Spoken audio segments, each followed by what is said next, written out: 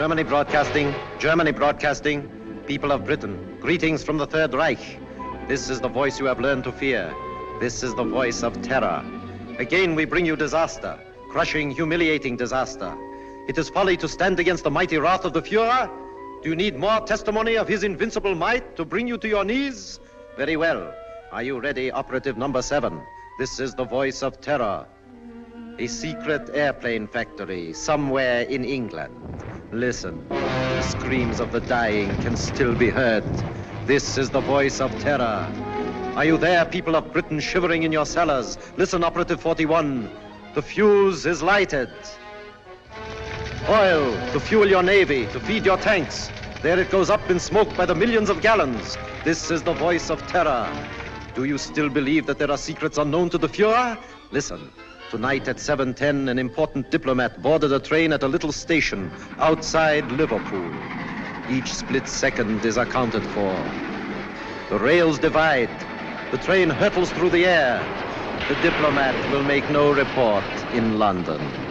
This is the voice of terror. Englishmen, do you still await your doom in your stupid, stuffy little clubs? It will come, I promise you. Operative 23, the time is now. We strike you on the high seas, as well as on the land. This is the voice of terror. Englishmen, the Fuhrer strikes you now as he pleases. Water pours through your greatest dam, smashing everything before it, even as our invincible armies roll toward their objectives.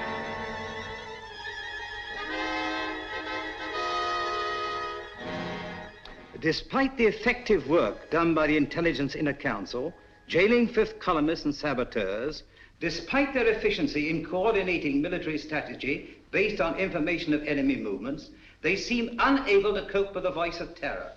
Already 6 military catastrophes have occurred. The unmitigated nerve of the press. Now they're attacking us. At last the fellow to kingdom come. If only we could keep this insidious stuff off the air. I'm not sure that I agree with you. What purpose would that serve? Well, the people wouldn't have to listen to it. I've been talking to Crosby, the radio technician. If we want him jammed off the air, Crosby can do it. I've been working along other lines. I've asked Mr. Sherlock Holmes to come here. What? Sherlock Holmes?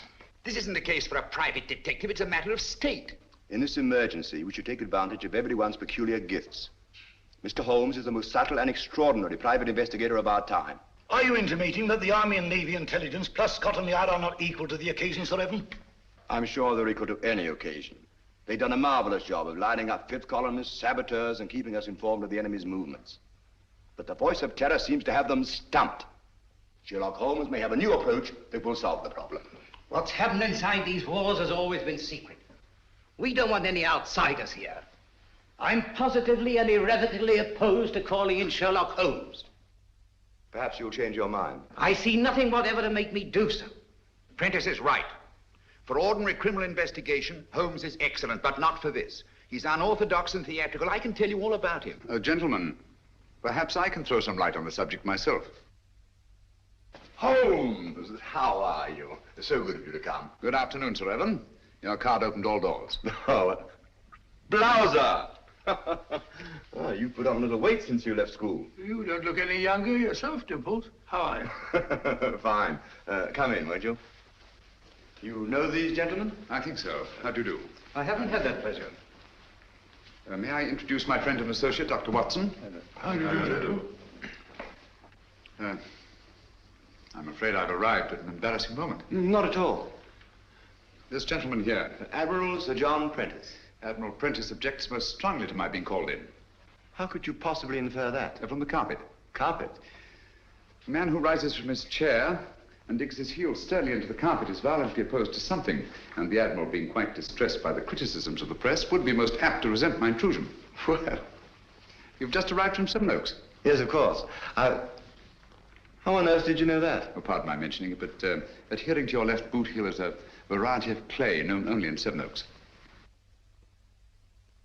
An amazing piece of deduction. Elementary, my dear Barham. Here's a broadcast of the voice of terror.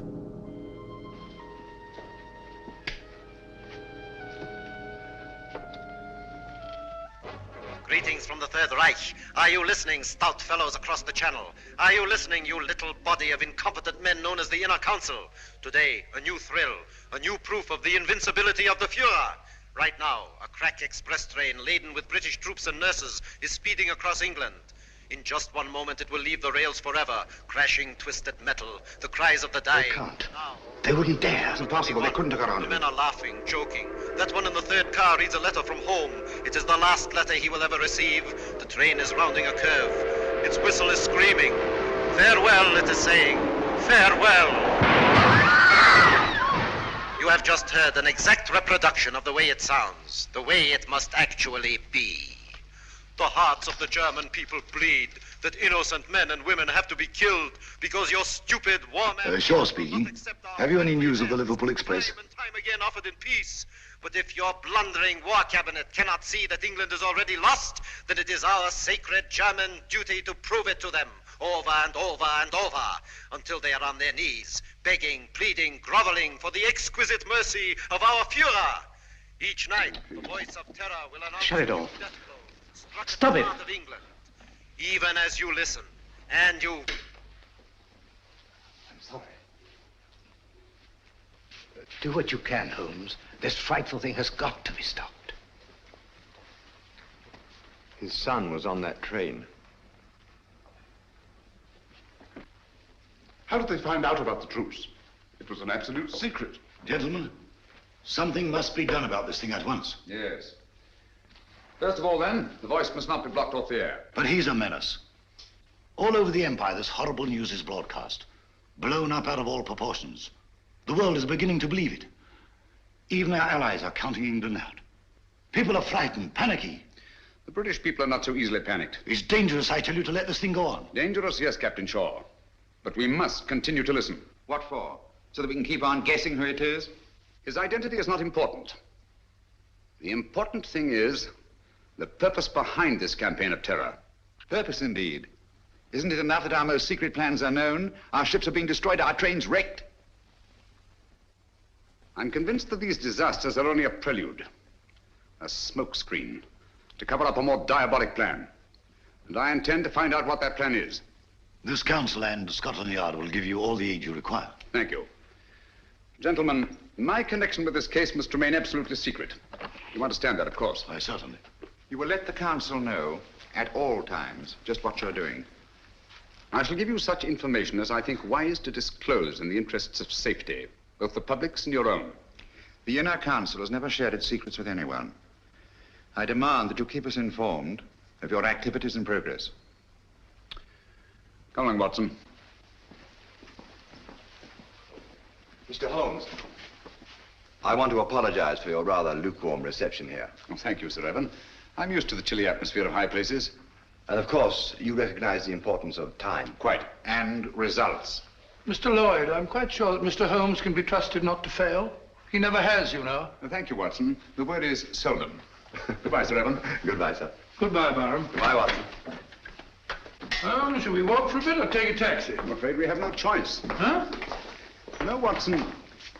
I have a feeling that when we go out of that door, a girl will be waiting. A girl? What do you mean?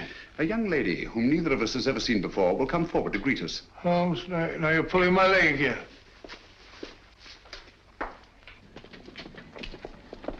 Mr. Holmes, I'm Jill Grandis. How do you do? This is my friend, Dr. Watson. How do you do? How do you do? I've been assigned to drive you around. Thank you. Good gracious me. Where do you wish to go? Baker Street. I know, 221B. Come on, Watson. Hurry up, old fellow.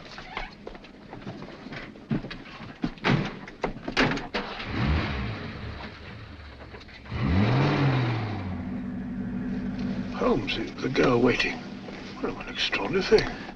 Elementary, my dear Watson. No, it's an amazing deduction. How on earth did you arrive at it? Barham told me. Huh?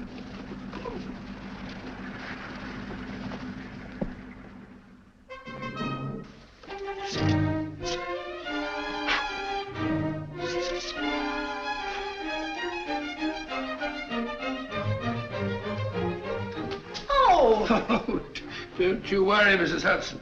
Just giving her a bit of a clean. Now we're on a case again. The joints are a bit rusty, like mine, you know. Is he back in a case again? Case? The greatest case of his of our career. Oh, mercy, it always is.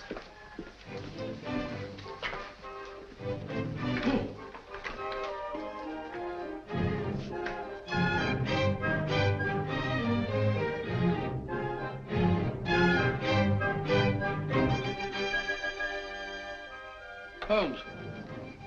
Mr. Holmes. What? That's right. Well, if you ask me, it's disgraceful. Beethoven's Fifth? Not at all. It's very good. Sir Ronald Headley's conducting very well tonight. I don't mean the concert. No? England's in danger. Heaven knows what frightful disaster's happening, and you sit there calmly listening to the wireless. Music hath charms. Very restful. That's got nothing to do with the whole... Contrary, my dear Watson, it may have a great deal to do with it.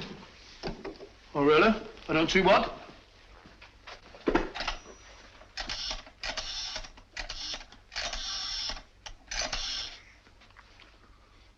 BBC request station. This is Sherlock Holmes. I understand you play recordings. Would you mind playing Beethoven's Fifth, conducted by Sir Ronald Headley? Thank you very much. But you just heard it. I like it. Huh?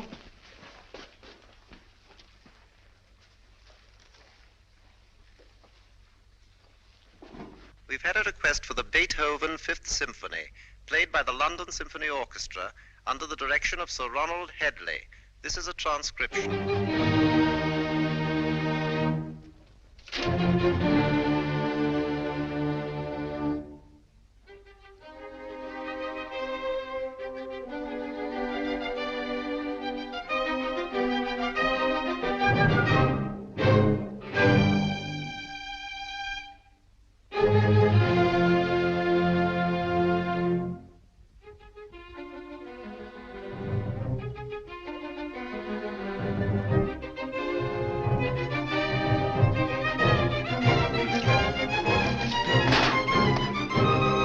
What's all that about? I say, Holmes, I don't think... Shh.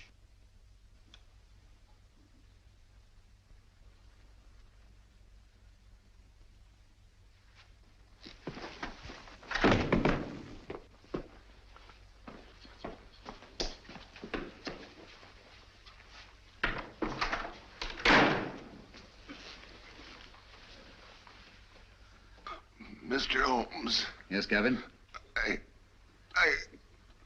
Christopher.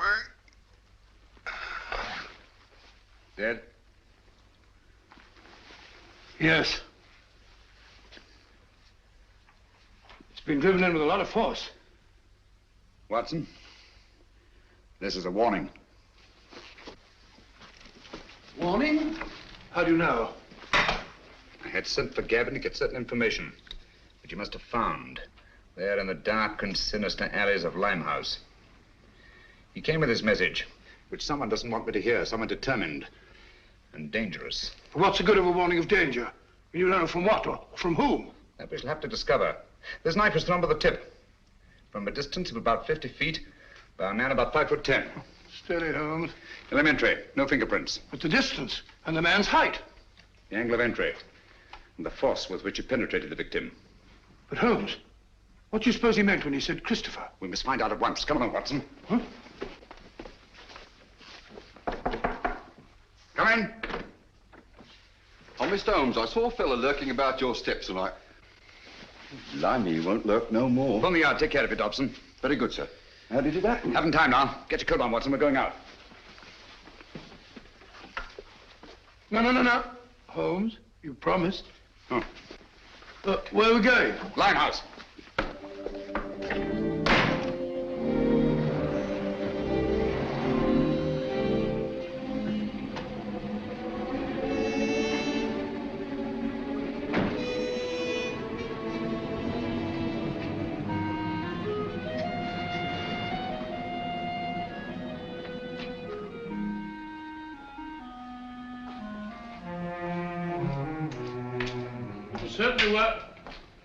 Certainly wise of you to let Miss Grandis go. This is no place for a girl or anyone else. Yet there seem to be people about.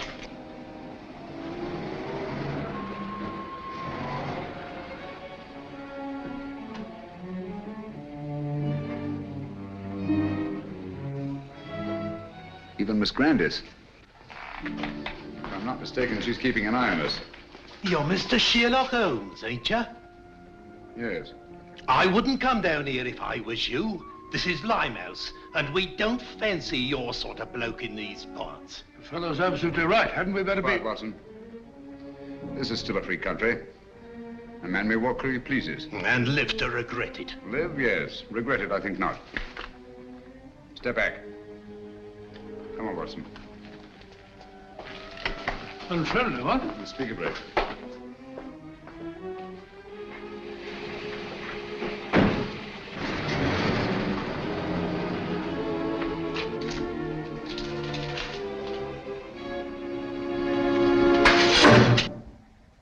What was that, Holmes?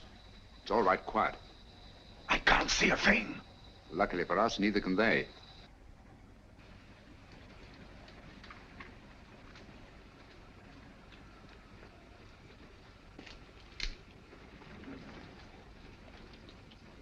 Apparently, the enemy has found out that we joined forces with the government. What makes you think that?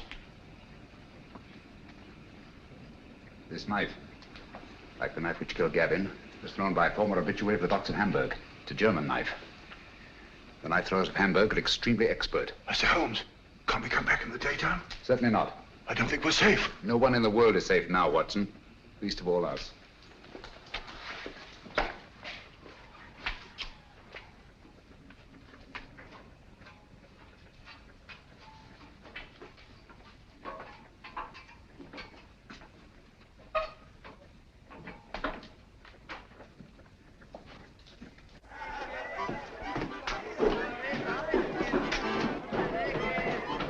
What is it, Freddy?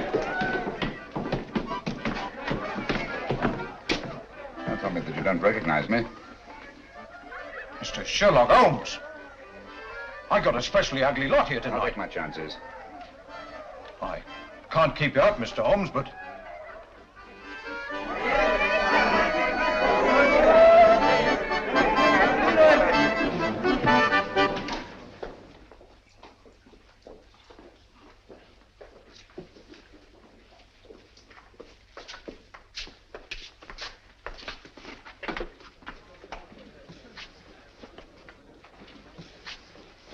Where's the girl, Kitty? Gavin's sweetheart. His wife. Can you get her? It's urgent. Try. Holmes, I don't think I like this place much.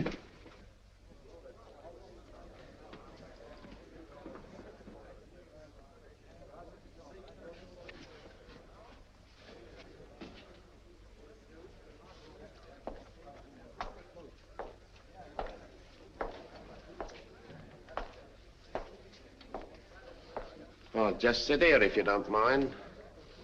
I think you'll recognize me, Mr. Holmes, if you look hard enough. Camberwell. You've got a long memory. Like me. Tarleton murder, 1932. Of course, I sent you up. Mr. Holmes, don't you think we better be... Stow your gab. For 10 long years, I've been sitting down there in Dartmoor. For the old 10 years, one thing's been preying on my mind. Only one? Just one. Someday I'll be getting out of here, I kept saying to myself. And when I do, someday I'm going to come face to face with Mr. Sherlock Holmes. Now you are. And now I am. Just who was it told you it was me who slit the throat of that swine Tarleton? I want an answer. You told me. Me? On the windowsill, you left 4 infinitesimal pieces of ash from a particularly revolting kind of tobacco that you were known to use. The knife blade was sharpened by a left-handed man. You signed your name to the crime. So that's what? Exactly. Very careless. Careless. It's criminal, I calls it. I ought to be shot. Perhaps someday you will be. You can put your revolver away now, Watson. Well, Holmes, you never know.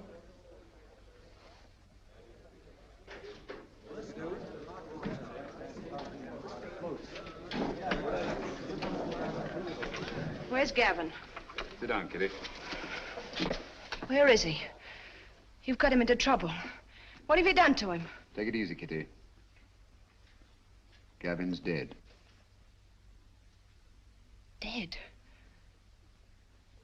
Oh, it ain't possible. Well, I was with him only 2 hours ago.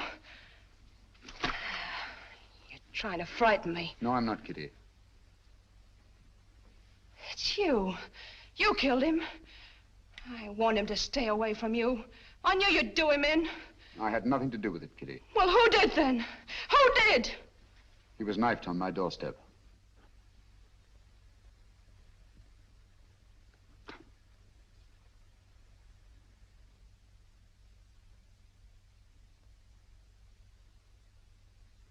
I'm sorry. I'm deeply in his debt. Before he died, he said one word. Christopher.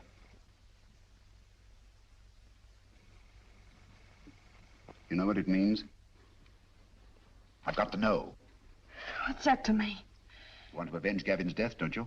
I don't want nothing to do with it. No, with you. I never had any dealings with the police, and I won't start now. I'm not asking this for myself. Our country, England, is at stake. Gavin was killed not by his own enemies, nor even mine, but by the enemies of England. So that's it. Yes, Kitty. The Nazis killed him. Help me to find out what Christopher means, and I promise the man who murdered Gavin shall pay for it. Think, Kitty. The cutthroats of the world menace us all. You can help stop this savagery. Yes, you, Kitty. It would take the police weeks, months perhaps, to find out a certain piece of information we must have. That's not so with you and your friends. You know every nook and corner of London. Get them to help us. We need their help. Your friends will become an army. Do you understand? Secret, invisible, and mighty. And you will be at their head, Kitty. You will be their leader.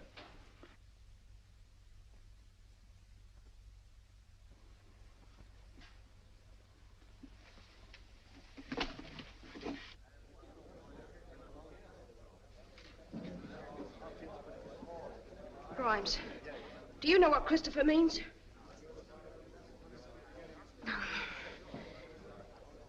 Dugan, do you know? Dugan, listen to me. I ain't got no time to listen to you, girlie. But you gotta listen. Someone killed Gavin. I don't know who, but you gotta help me find out. All right, don't help me then. Cut your own throats, that's what you're doing. Help me or help the Nazis. Sure, the Nazis killed Gavin. They might be your friends protecting them the way you are. Don't you know that all the crimes they commit are being blamed on you? Well, they are, and I hope you're hanged for them. You can have it. As for me, I'm British, and I'm proud of it. Nobody's gonna call me a Nazi and get away with it. Well, help me then. Tell me what Christopher means. Well, don't anybody know? It's gotta mean something. Well, speak up if you know what it is. Let's have it. Don't mean a thing to me. You've been a creep in the corners all your life. You're gonna sneak away at the very sight of a man like this and show him what cowards you are? What are you afraid of? I'm not asking this for myself. England's at stake. You're England as much as anyone else's. Got no time to think about whose side we're on. There's only one side, England. No matter how high or how low we are. You, and you. We're all on the same team. We've all got the same goal. Victory! Now, what do you want to know? Spread out all over London. But find out what Christopher means. We'll find out. No fear about that. Thank you, Kitty. Well done, my dear. Shaw speaking. Yes, Miss Grandis. That checks with my report. No, Miss Grandis. Sir Evan hasn't arrived yet. Yes, thank you. Miss Grandis reports that Holmes spent some time at the Air Ministry today. That checks with my information. Last night, a murder and a session in Limehouse. I wonder what the fellow... He's here now. I don't think I need to report on my activities, gentlemen. You must be fairly well informed. We have our methods, Holmes. It only remains for you to show what's been accomplished. All in good time, Mr. Lloyd. Good evening, gentlemen. Good evening, Sir Evan. What's the matter? You look pale. Oh, it's nothing. Barham, your hand. Let's have a look at it, Barham. Oh, it's really nothing. Just an accident. What sort of an accident? Some fella took a shot at me, just as I was leaving the house. Took a shot at you? It's only a scratch. Ugly thing to happen. Have you any idea who it was? No, I haven't. He popped up out of the bushes, just as I was getting into my car. Fired once, then disappeared. What do you make of it, Watson? Bullet wound. Congratulations. This is a matter for the police. Oh, no, please. I can never identify him. Let's forget it. Captain Shaw.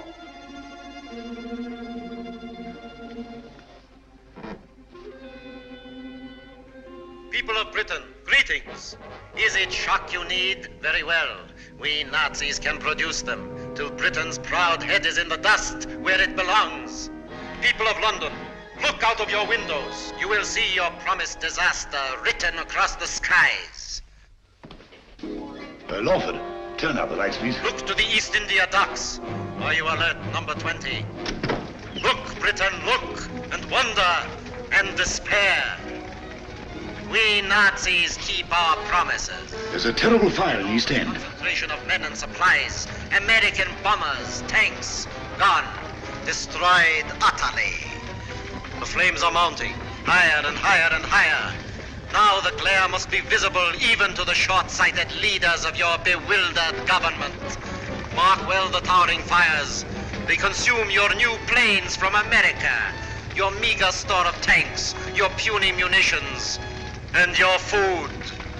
Planes that were your only defense against our all-powerful Luftwaffe. Tanks and munitions that you prayed would hold against the magnificent 50-ton German land monsters, which will soon be crashing through your very houses. Food. Desperately needed morsels you...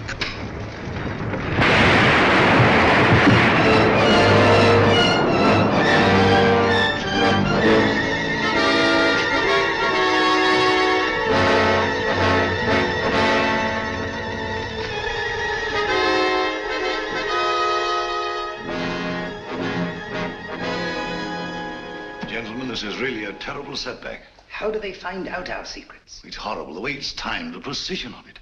It's not so precise. Almost precise. What do you mean? I should call it exact. No. The fires actually broke out sometime before the voice called to his operative in London. Sure, that's true. And last time, the train disaster. Captain Shaw was on the telephone immediately, and Scotland Yard knew all about it. The derailment must have occurred at least 10 minutes earlier. That's certainly possible. Even so, what of it? No mystery, nothing supernatural, just split-second planning, that's all. Days, perhaps weeks in advance. Very well figured out, Holmes. It gets us a step forward. Now, gentlemen, let's take a step even further. I have charted here the tonal differences between actual and transcribed broadcasts. Using this test, I'm convinced that the voice of terror is undoubtedly recorded and played from a record. What does that prove?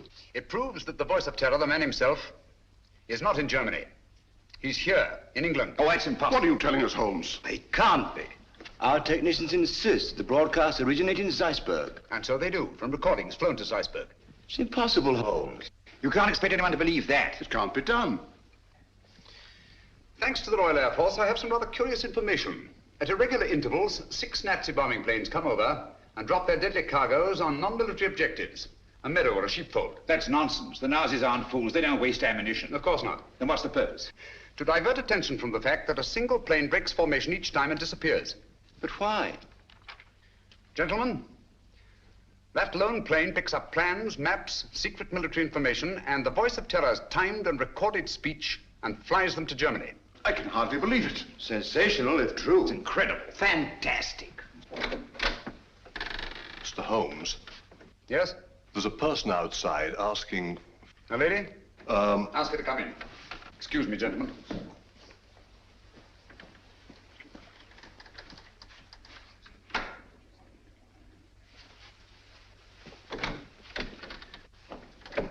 Gentlemen, I must leave at once. Where are you going? That must remain a secret, even from this council. I object to this, Mr. Holmes. You're here against my wishes. Since you are here, I demand to know what's being done. As I've already told you, Mr. Lloyd, I shall report to this council at the proper time. And so, gentlemen, until we meet again, as I hope we will, take no unnecessary risks. We're all in grave danger. Come along, Watson. Coming.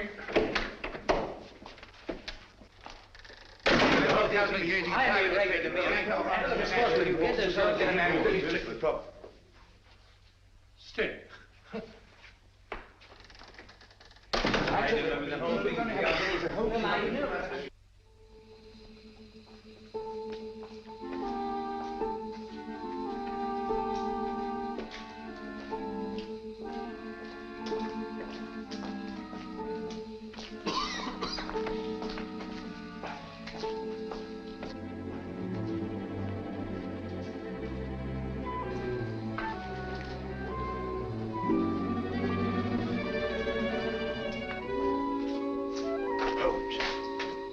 We're being followed.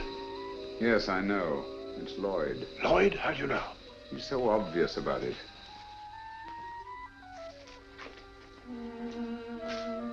Good evening, Mr. Lloyd. You going our way? I intend to find out what you're doing, even to the point of following me. This is our business, you know, as well as yours. All right. Come along.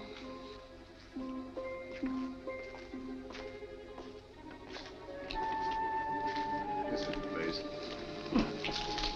Seems deserted. It's been deserted for years.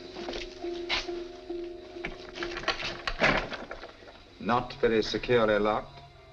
Fortunate, isn't it?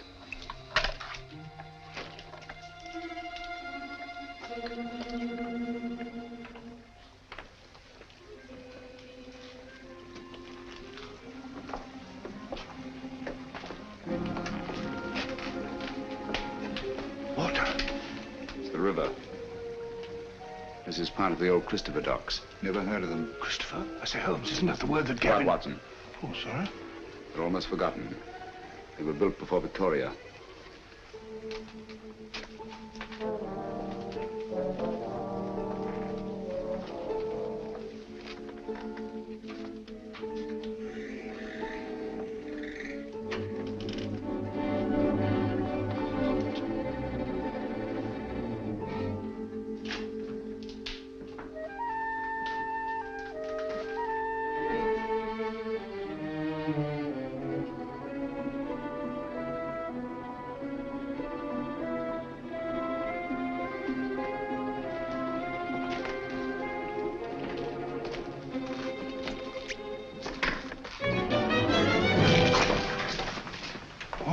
Red.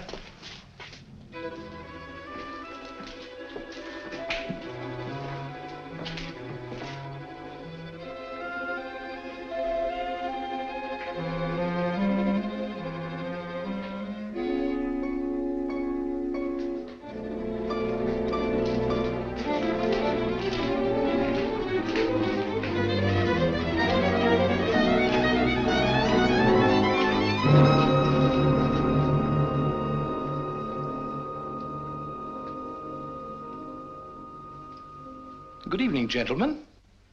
I knew your curiosity would be your undoing, Mr. Holmes. You were expecting me then? Yes. I had hoped that the entire council might have come.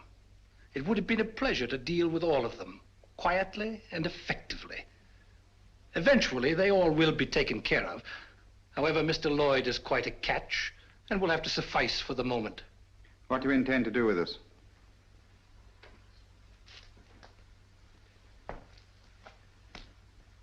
Were it not that time is so pressing, we might first put you on trial. On trial for what? Crimes against the Third Reich. Misguided efforts to wreck our inevitable victory. Mr. Lloyd, your super-British patriotism, your blundering but sometimes effective intelligence efforts are well known.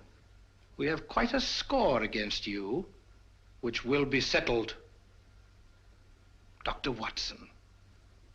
A fair physician, no doubt, but of no consequence. To our stupid British minds, every life is of consequence. A quaint notion of an even quainter nation. We are not like that. We know that only the powerful are worthy of respect. Let our record speak for us. Your record speaks. It's brilliant. Thank you. A brilliant record of rapacity, cruelty, torture, deceit, and murder. Murder?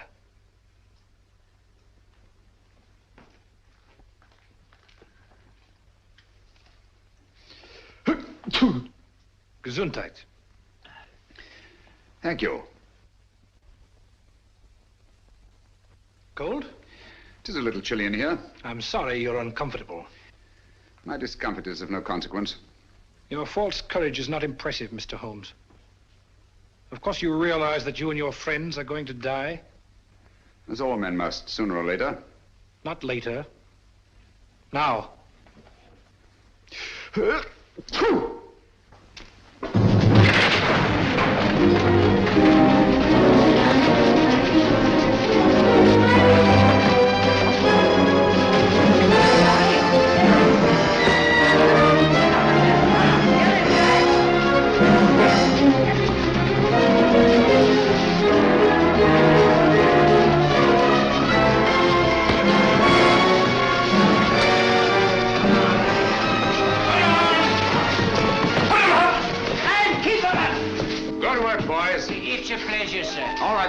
Line him up there against the wall. Come on, get back again.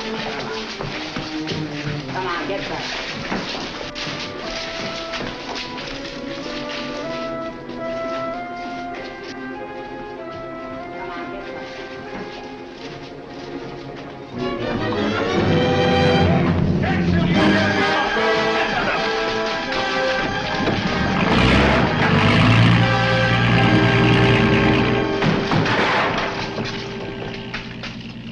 He got away.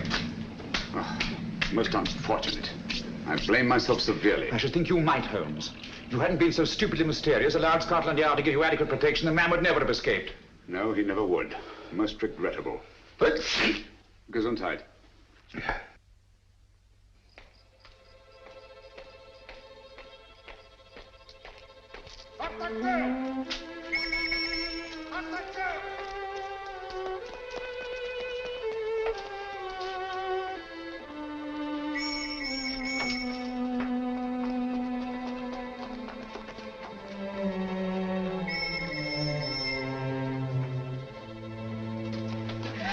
Keep quiet.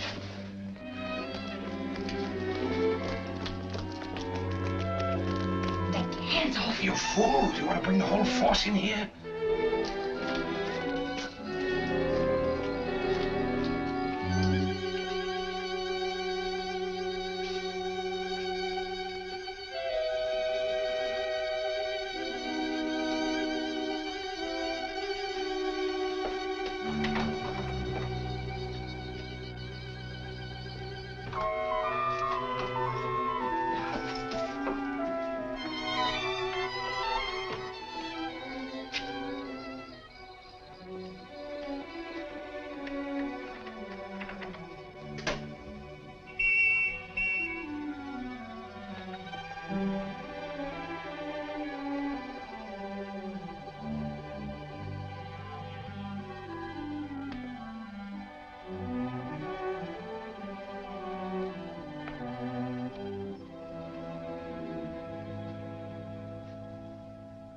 So that was it, eh?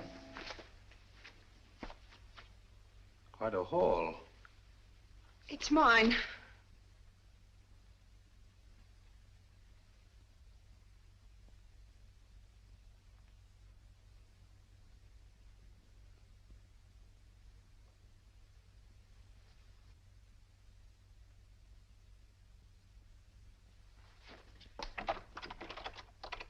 Go ahead. Your friends, the police, are undoubtedly still out there.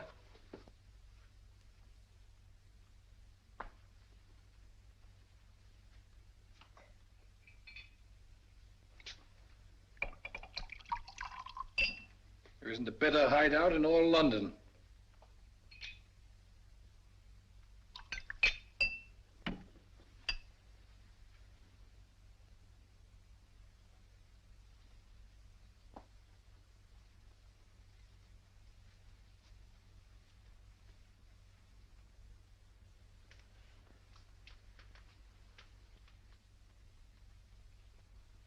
This will quiet your nerves.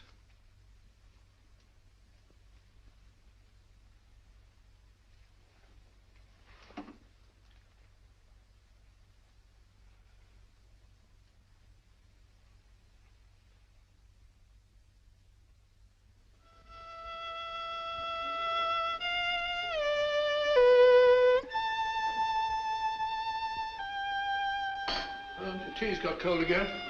You've been playing that thing all the afternoon? Fiddling while Rome burns. Hello, what's this? General J. Lawford, KCB DSO, and Captain Roland Shaw, MC, who today narrowly escaped being struck by a falling wall in a bombed area. Lawford and Shaw by a falling... Holmes, you don't think that... It was not an accident. Good heavens. Holmes, that sinister-looking fellow, what's his name? Meade. If only he hadn't got away. Yes, difficult as it was, I managed to let him escape. You let him escape, but great Scott, man. He was about to kill us. He may even yet. I don't understand you, Holmes. It's my theory that this chap Meade is the arch criminal, that he's behind the whole thing. You're absolutely right, Watson. Except for one thing. Oh, well, I'm wrong. Have you observed that a highly secret military plan is thwarted by each of these disasters? Yes, I have. Now that you mention it. Watson, there's a leak. A leak? You mean in the council? But Holmes, that's impossible. Anything is possible until proved otherwise. See who are in the council.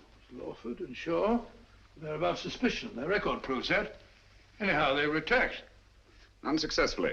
There's Prentice. Would he kill his own son? Doesn't seem likely. And yet the boy is dead. Barham, of course, brought you into the case. So it's quite obvious that he wants it solved. Most patriotic of Savin Barham. He's a great fellow. Paid wing 3/4 for the school my last term, so I can vouch for him. Besides, he was attacked too, shot at. So I gather.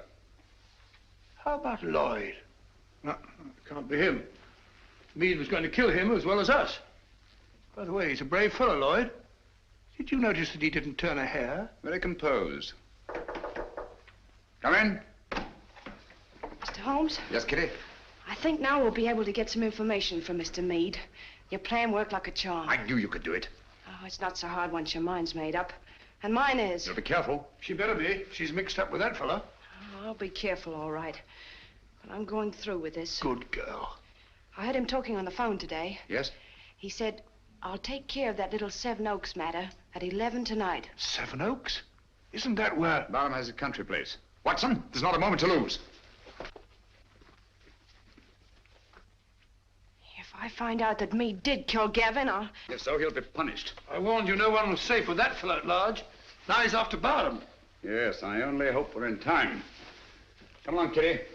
I'll get you a taxi. Thank you, Mr. Holmes.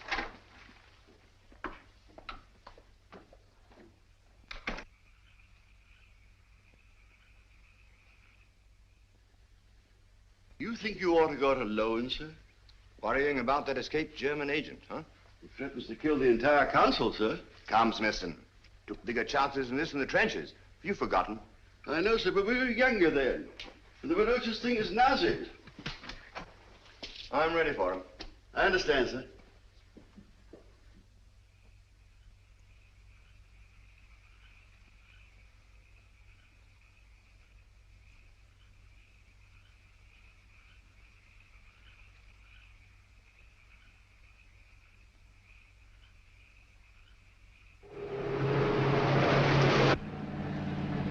You've driven Sir Evan down here before, of course, Miss Grandis. Quite often. He comes down whenever he can. He's a local air raid warden, you know. Likes to get away from the excitement occasionally, eh? Yes, it's so very quiet here. Quiet and remote. Away from everyone.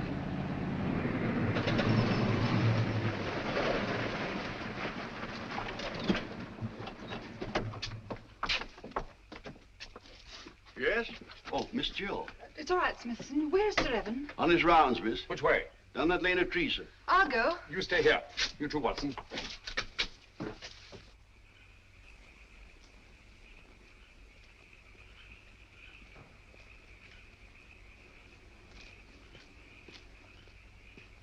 Hello there, Barham.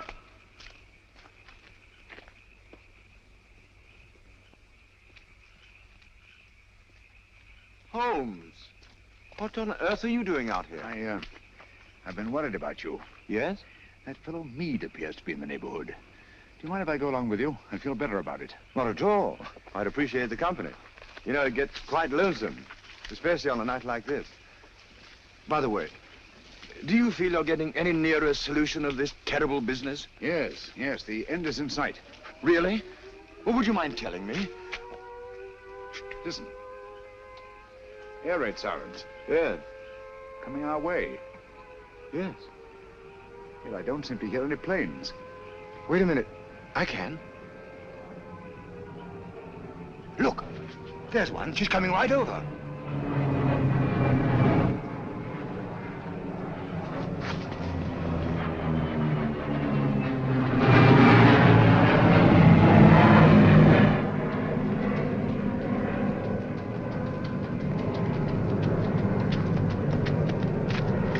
There she is. Ours or theirs? Theirs. Holmes, he's coming in for a landing.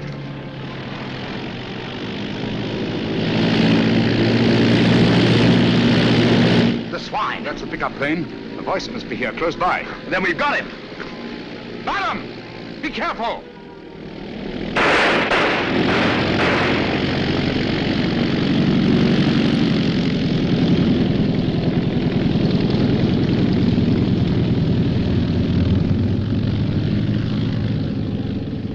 I can't understand you, Holmes. Why didn't you help me? We almost had him. You're too impatient, Gollum. My patience is exhausted. This has got to stop. Thought you'd have solved the whole thing long before this. What happened? Was that a Nazi plane? Yes, I saw the filthy swastika myself. Great Scott. Took a shot at him, but he got away. Meade also got away. Well, I better go and report this. We'll go with you. Come along, Watson. You needn't bother. I can take care of myself. My dear fellow, there's no use taking chances. I'm afraid you're a marked man as long as Meade is at large. Come on.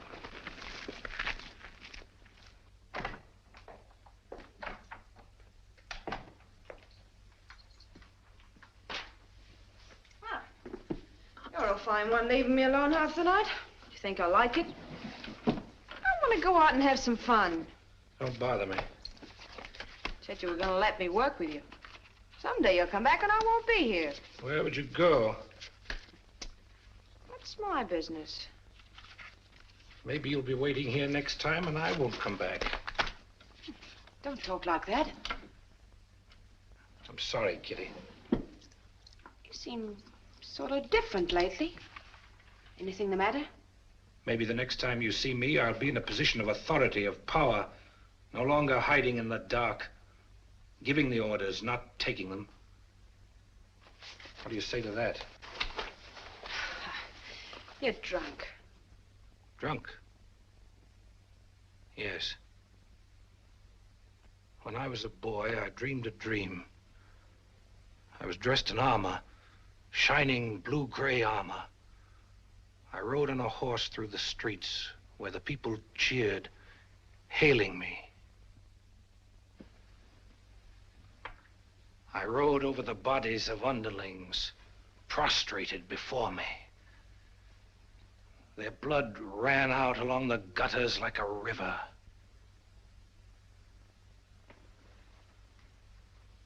What if this was no dream?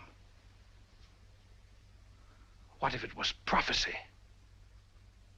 What if all this comes to pass?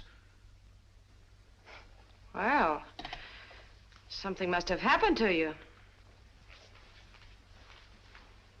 Yes, Kitty. Something that you're going to share with me. Get your coat. Hurry.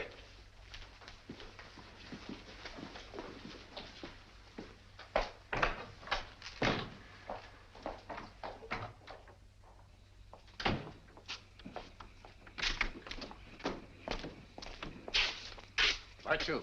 Got plenty of petrol? Enough. Start driving.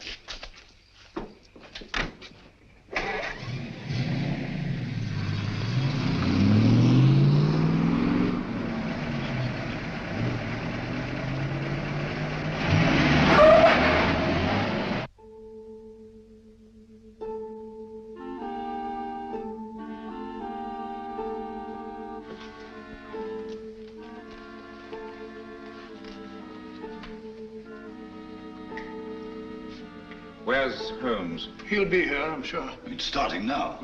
Here he is. You're almost late. I had to go to Downing Street. Good evening, ladies and gentlemen. Your favorite broadcaster, the voice of terror, coming to you from Zeisburg. Tonight, I have something special for you. Where are you weakest, you weakening people of Britain? Consider well. Is it lack of food? Is it your stodgy leadership? Faulty ammunition? Scarcity of shipping? Lack of raw materials? Do you know that despite all your great efforts, your coasts are inadequately defended? Especially one coast. And there we shall strike. Swiftly, terribly. Tomorrow at sunrise. In a special broadcast at that time, I shall describe the carnage. Turn it off. What does he mean? What kind of threat is this? Remember, all our reports for the last few weeks have indicated abnormal enemy activity on the coast of Norway. That means an attack in force on our northeast coast. Then that's where we must concentrate all our forces, immediately. They'll never bring it off now that we know. This time the voice is boasting. Perhaps, but so far he's made good his boasts. What have you done to stop it? Shilly-shallying about while these crimes continue? This is the last straw. We must prevent this all-out attack at any cost. Sir Evan's right. All our available resources must be rushed to meet it. Withdraw material from elsewhere? If need be, yes. This calls for action, and lots of it. There's something curious about this broadcast. He said tomorrow. Always before, it was now. I wonder what it means. There's no time for wonder at this point. Mr. Holmes, your methods have got us nowhere. The situation demanded action and got none. Mr. Lloyd, I think I know when action should be taken. Nevertheless, we take charge now. This is a crisis you can't hope to deal with. A man to see you, Mr. Holmes. Bring him in. Yes, sir. Mr. Holmes, sir. Last night I trailed Kitty and the fellow Meade. Yes? They went to a place near a bomb village on the coast, sir. North? No, sir, south. South? Why didn't you come sooner? Motor trouble, sir. Just got back. All right, it can't be helped. Stand by until we need you. So, it's on the southern coast the drama's to be played. The fox is out of his hole at last. Meade has led us to the voice of terror. Gentlemen, we must set out at once. Are you mad? What sort of a wild goose chase are you suggesting? It's ridiculous. It's time to put a stop to this. Barnum speaking. Yes, of course. We've been ordered to accompany Mr. Holmes.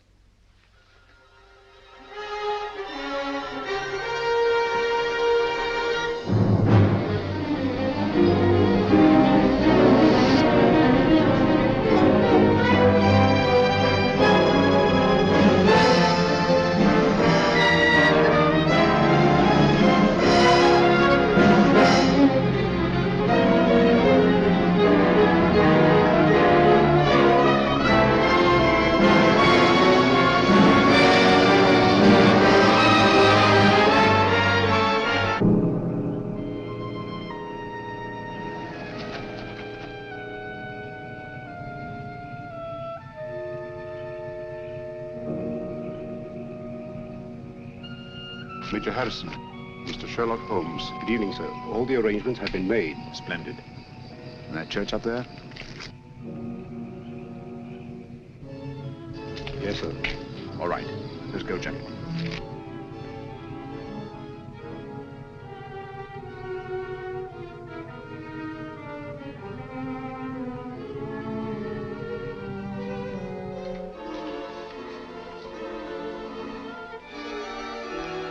Von Borg seems to be delayed. He'll be here, never fear. You all understand your objectives.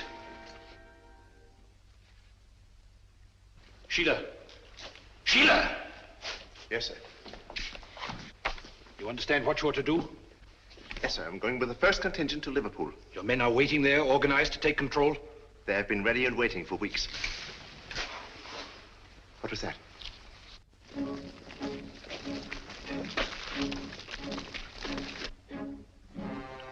When the world is changing, it is natural to be on edge. Merely owls or perhaps wood rats. No, it sounded like... Sheila. Yes, sir. Go on. City of Croydon and Croydon Airport. All is prepared. You go. Birmingham, where I used to slave in the factories, but not anymore. The day has come at last.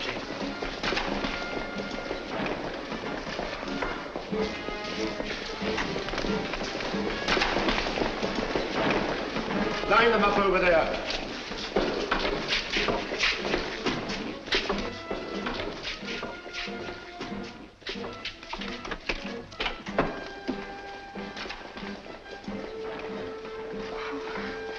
Mr. Holmes. Oh, I was afraid you'd be too late. I'm glad you're safe, Kitty. Come along, sit down.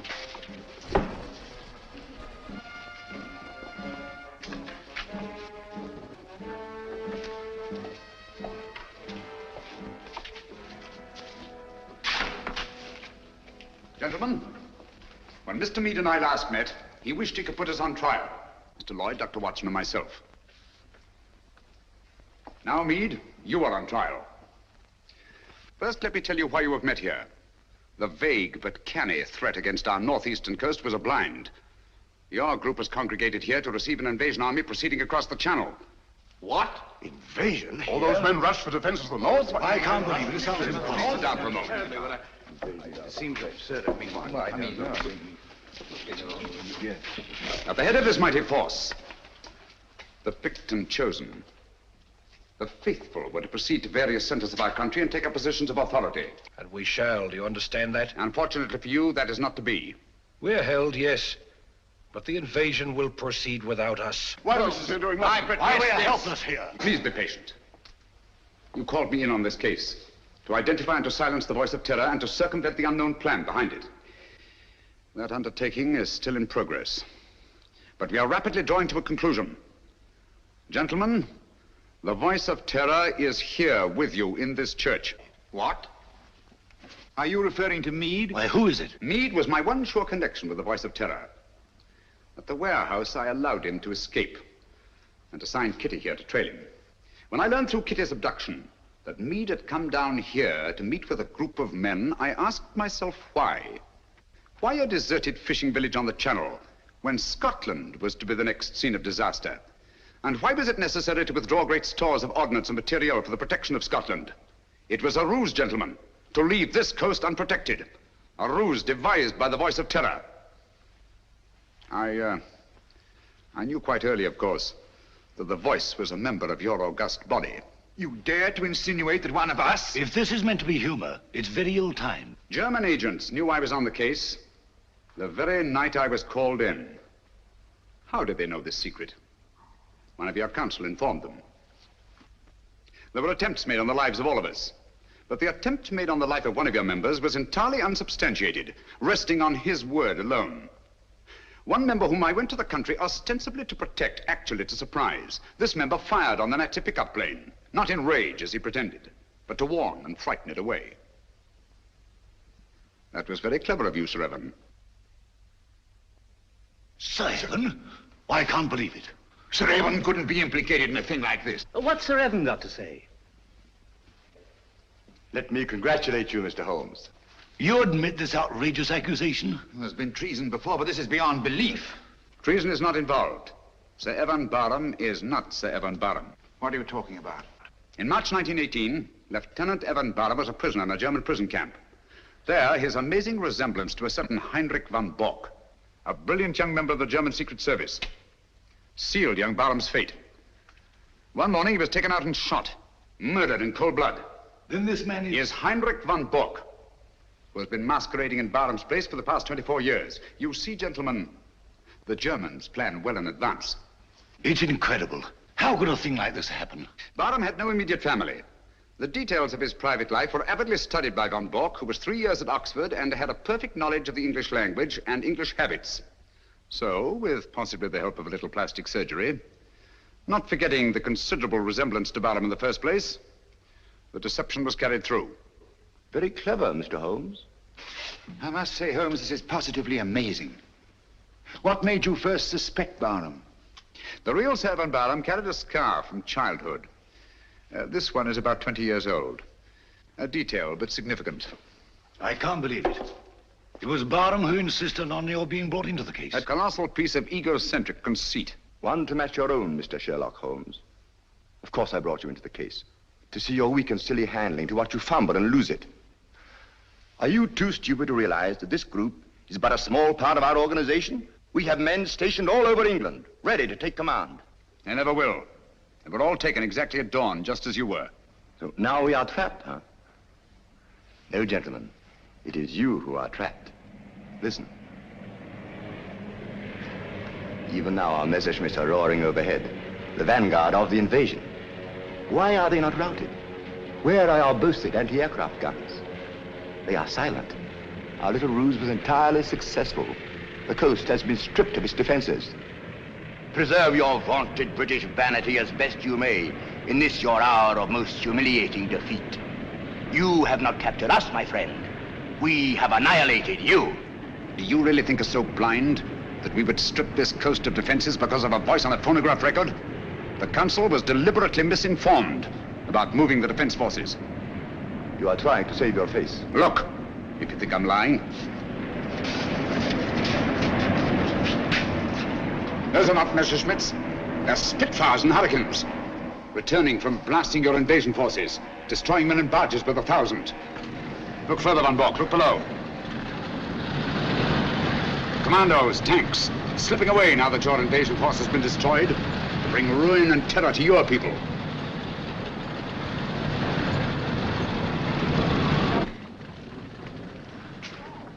I wonder if there's anything on the wireless about this. The BBC. We are frightfully sorry to announce that a special broadcast of the Voice of Terror will have to be delayed indefinitely. A threat against our northern coasts, made only as a blind to cover the enemy's invasion plans, has not been fulfilled.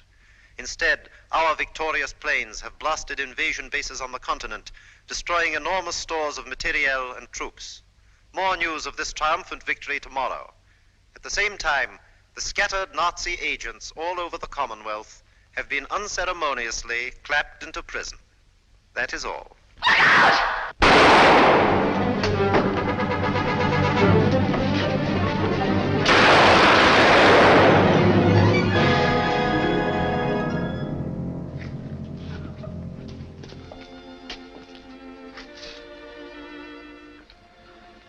This girl merits our deepest gratitude. Our country is honored in having had such loyalty and devotion. We'll remember. Holmes, I don't know how we'll ever thank you. Don't try, it isn't necessary. I'll be with you in a minute, Holmes. I'll just see that she's taken care of.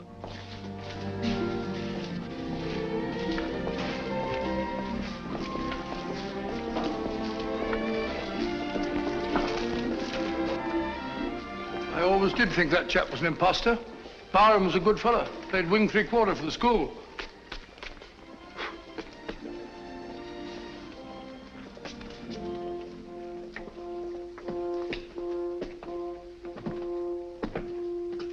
What a lovely morning, Holmes.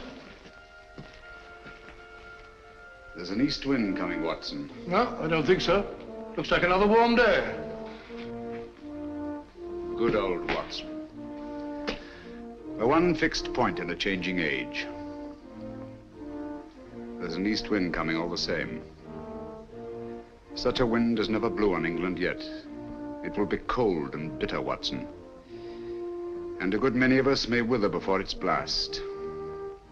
But it's God's own wind nonetheless. And a greener, better, stronger land will lie in the sunshine when the storm is cleared.